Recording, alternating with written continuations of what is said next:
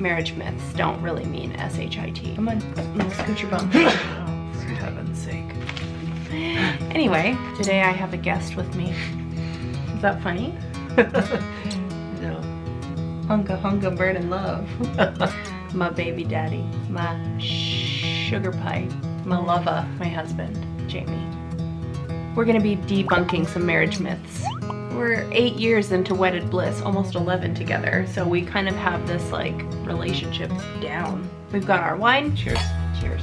So we consulted the Google machine to find out what marriage myths people have, and we're gonna debunk some of them. Myth number 1, never go to bed angry.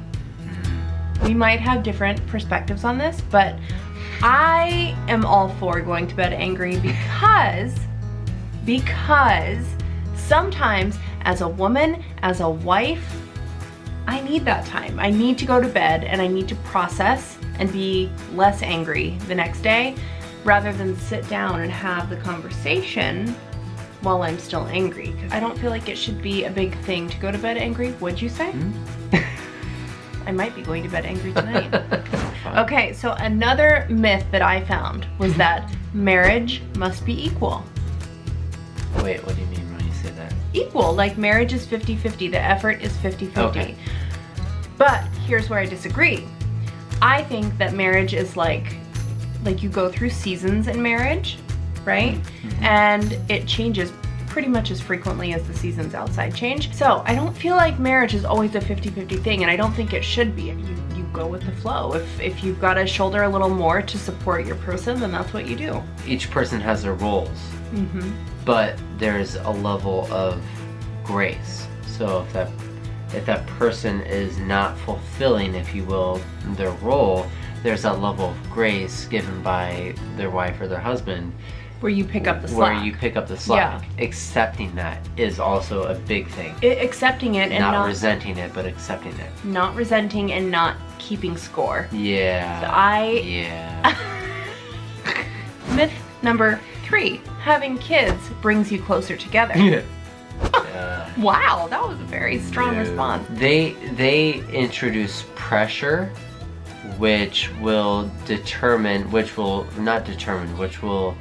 reveal where the relationship is. That's true. That's a nice way of saying it. So when I saw Jamie become a dad, each time, we have 3 kids, 3 daughters, every single time I watched him become a dad, I felt my heart swell and grow in a way that I didn't know it could. I didn't know that I could love him more than I already did, but watching him become a dad did that for me.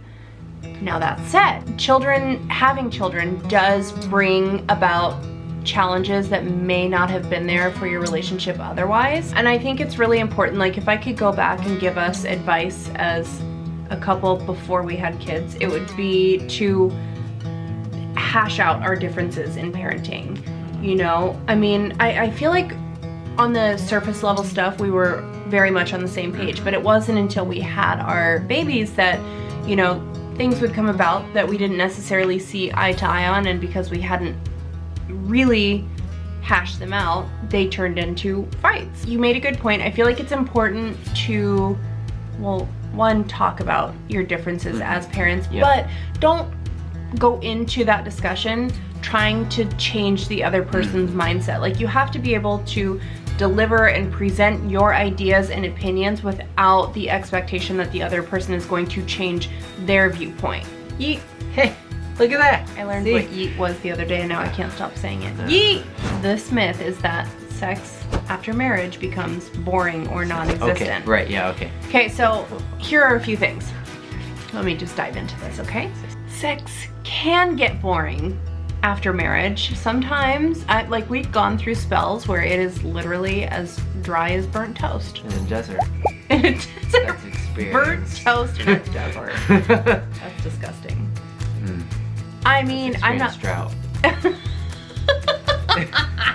Our sex life, looking back, has matched where our relationship's at. Where our relationship is. It mirrors our so relationship. True. If you don't feel connected with your wife or your husband, your sex life is going to mirror that. If you are connected with your wife or a husband, fire advice.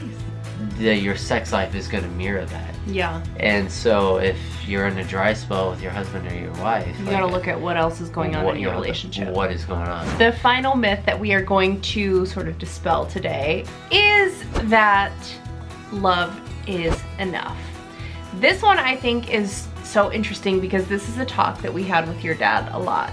Remember? Like, getting through hard times because you love each other so much is sometimes just not enough. Like, you have to make the choice every single day to wake up and love that person, even when it's hard, even when you are questioning whether or not you do love that person.